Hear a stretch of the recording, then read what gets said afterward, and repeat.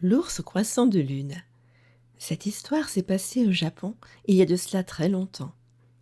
On raconte qu'une jeune femme, très douce et très timide, vivait dans une forêt de pins odorants et de mimosas. Elle vivait seule, car son mari était parti à la guerre. Une guerre qui dura très longtemps. Un jour pourtant, la guerre se termine. En apprenant la nouvelle, la femme est folle de joie et elle court vite au marché faire des tas de provisions. Ensuite, elle cuisine des jours et des jours entiers pour préparer les mets les plus fins. L'homme rentre chez lui, épuisé et d'une humeur si massacrante qu'il refuse d'entrer dans la maison. Il décide de s'installer dans la forêt et se met à vivre jour et nuit avec les animaux. La femme prépare un grand plateau avec tous les plats qu'elle a préparés avec tant d'amour. Elle se dirige vers la forêt, s'agenouille devant l'homme et dépose doucement le plateau à son côté. Après un bon repas, il se sentira beaucoup mieux. Mais l'homme, au lieu de manger, se met en colère. Il se lève et donne des coups de pied sur le plateau. « Va-t'en, laisse-moi seul !» L'homme est si en colère et si enragé qu'elle se sauve de peur. Le lendemain et les jours suivants, elle recommence, mais cela se termine toujours de la même manière. À bout de ressources, elle décide d'aller voir la guérisseuse. « La guerre a profondément meurtri mon mari. Il est perpétuellement furieux. Il ne mange rien. Il va vivre dehors et non plus avec moi comme avant. Pouvez-vous me donner une potion qui le rendra aimant et attentif ?»« Il existe bien un remède, mais je ne peux le préparer, car il me manque un ingrédient. C'est le poil d'un ours brun qui vit dans la montagne. Je peux guérir ton mari, mais pour cela, tu dois te rendre toi-même dans la montagne. Puis tu dois l'escalader et trouver cet ours brun. Ensuite, tu arracheras un poil de sa fourrure au croissant de lune que son pelage forme sur sa gorge et tu me le rapporteras. » La tâche en aurait découragé plus d'une, mais pas la jeune femme, car c'était une femme amoureuse. « Oh, je vous suis très reconnaissante. C'est bon de savoir qu'on peut faire quelque chose. » Aussitôt, elle prépare son sac et part en voyage à la recherche de l'ours au croissant de lune. Arrivée au pied de la montagne, la femme murmure « Arigato, zaisho, arigato, zaisho » pour saluer la montagne. Puis, elle emprunte les sentiers abrupts et monte sans s'arrêter. Une fois sur le premier plateau, recouvert de magnifiques grands arbres, elle murmure à nouveau « Arigato, zaisho, arigato, zaisho » pour remercier les branches et les feuilles de s'écarter sur son passage. La femme grimpe et poursuit son escalade. Arrivée plus haut, elle a beaucoup de difficultés. Des ronces lui barrent la route, des branches cassées et des racines la font trébucher, des épines l'égratignent.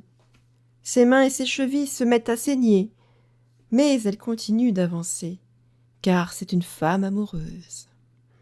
Et elle continue de murmurer « Arigato, zaisho, arigato, zaisho ». Elle arrive enfin au sommet de la montagne. Elle est recouverte de neige et de grandes plaques de glace, mais elle a les pieds mouillés et gelés. Cependant, elle continue d'avancer, car c'est une femme amoureuse. Au bout d'un moment, une bourrasque de vent souffle fort et elle reçoit de la neige plein les yeux. Elle ne voit plus rien. Alors, elle murmure « Arigato, zaisho, arigato, zaisho » et elle continue d'avancer, car c'est une femme amoureuse. La nuit tombe enfin. Elle découvre une caverne et décide d'y passer la nuit. Elle se recouvre de feuilles mortes et tombe dans un profond sommeil. Le lendemain matin, à son réveil, tout est calme autour d'elle, le soleil brille. Elle se lève d'un bond. Bon, il est temps d'aller chercher cet ours au croissant de lune. Et elle le cherche toute la journée. Mais pas de trace. Jusqu'au crépuscule. Là, enfin, elle aperçoit sa silhouette devant sa tanière. Sans jamais l'avoir vu, elle est sûre que c'est lui. Sans faire de bruit, la femme ouvre son sac, prend vite un bol et le remplit de nourriture qu'elle a apportée avec elle. Elle dépose le bol devant la tanière et court vite se cacher derrière les arbres. Peu de temps après, attiré par l'odeur, l'ours se met à renifler et sort de son trou en suivant cette odeur. Et lorsqu'il découvre le bol, il avale tout en une seule bouchée. Puis, il pousse un rugissement effrayant et retourne se coucher. Le lendemain soir, à la même heure, la femme retourne près de la tanière de l'ours. Elle lui remet de la nourriture dans un bol, et comme la veille, l'ours, sans la bonne odeur, sort de son trou et avale tout en une seule bouchée, puis retourne se coucher. Et les choses se passent ainsi chaque jour. Finalement, un soir de lune, la femme se rend compte qu'elle ne ressent plus aucune peur.